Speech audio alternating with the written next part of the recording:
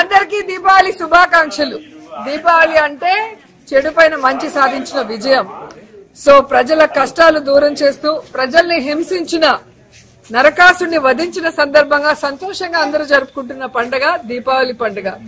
So మన రాష్ట్రంలో కూడా నరకాసుడు చంద్రబాబు నాయుడు వల్ల అందరూ కష్టాలు పడుతున్నారు. 16 నెలలుగా రైతుల ఆత్మహత్యలు, నిరుద్యోగుల వలసలు, అలాగే ఆరోగ్యశ్రీ లేక చాలా మంది ప్రాణాలు పోగొట్టుకుంటూ విద్య, వైద్యం అన్ని కూడా ఏ విధంగా చేస్తున్నారో మనం చూస్తున్నాం. సో మళ్ళీ రాజశేఖర రెడ్డి గారి పరిపాలన జగనన్న ద్వారా రావాలి, ప్రతి కుటుంబంలో ఇలా వెలుగులు నిండాలి, వాళ్ళ కష్టాలు దూరం అవ్వాలి అని మనస్ఫూర్తిగా కోరుకుంటూ మరోసారి హ్యాపీ దివాళీ, సేఫ్ దివాళీ.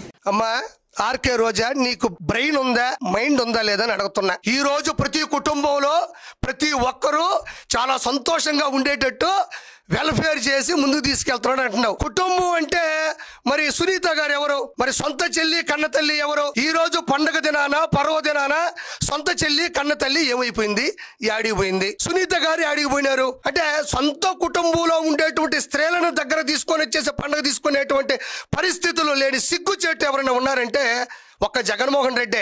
మళ్ళీ నువ్వు చెప్తున్నావు ఆంధ్ర రాష్ట్రంలో ఉండేటువంటి అన్ని కుటుంబాల్లో కూడా వెలుగు తెస్తానంటున్నావు. ముందు ఆయన కుటుంబంలో అంత బలుపు నిలిగించమను. కుటుంబంలో వెలుతురు రాదు, కుటుంబంలో ఎప్పుడు చెమ్మ చిక్కటే ఉంటుంది. కానీ జగన్మోహన్ రెడ్డి ఆంధ్ర రాష్ట్రంలో ఉండే అన్ని కుటుంబాల్లో కూడా వెలుతురు తెస్తాడంటున్నావు. జనాలు నవ్వుకోరా?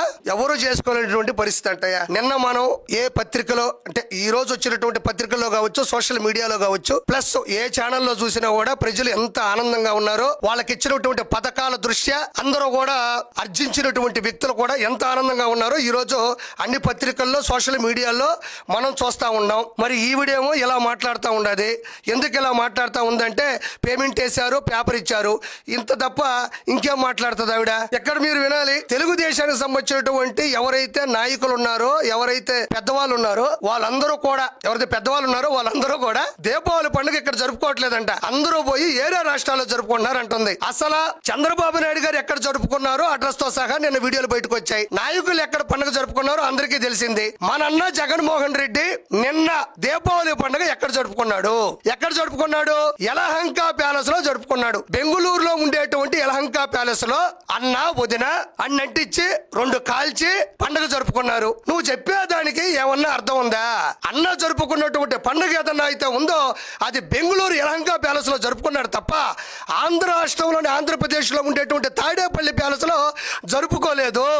నువ్వు ఏ స్క్రిప్ట్ ఇస్తే ఆ స్క్రిప్ట్ రాయడం కాదు, నువ్వు చెప్పిన ఈ script as it is Jaganmohan రెడ్డికి వర్తిస్తుంది. కాబట్టి 100% రోజా మాటలు వినేటువంటి పరిస్థితిలో జనాలు లేరు. ఇక మీదట ఏం చెప్తుందో 1 మినిట్ ఇందాం. అమ్మా నీ కాళ్ళు పట్టుకుంటా, ఇంకా నీ గురించి మాట్లాడే శక్తి నాకు లేదు. మళ్ళీ నువ్వు పాతదంతా చెప్తావు. పాతదానికి పూర్తిగా ఎలాంటి పరిస్థితులు జరిగాయో జనాలు నమ్మినారు, మిమ్మల్ని దుమ్మెత్తి పోస్తున్నారు. నువ్వు పండగ పూట ఇంత చాట భారతం చెప్తే ఇనే పరిస్థితుల్లో జనాలు లేరు. కాబట్టి అంతకు ముందు చిత్తూరు జిల్లాలోని బంగారుపాళ్యంలోకి దండుపాళ్యం ప్రవేశిస్తే ఏం జరిగింది, సీజన్ కాకపోయినా ఎక్కడి నుంచో మామిడికాయలు తీసుకొచ్చి అక్కడ పోస్తే ఏం జరిగింది అనేది నేను ప్రత్యేకంగా చెప్పనక్కర్లా. నీ చాట భారతము, నీ చాదస్తము, నువ్వు రాసుకున్నటువంటి స్క్రిప్ట్, నువ్వు రాసుకున్నటువంటి పద్ధతి నాకు వినే ఓపిక లేదు.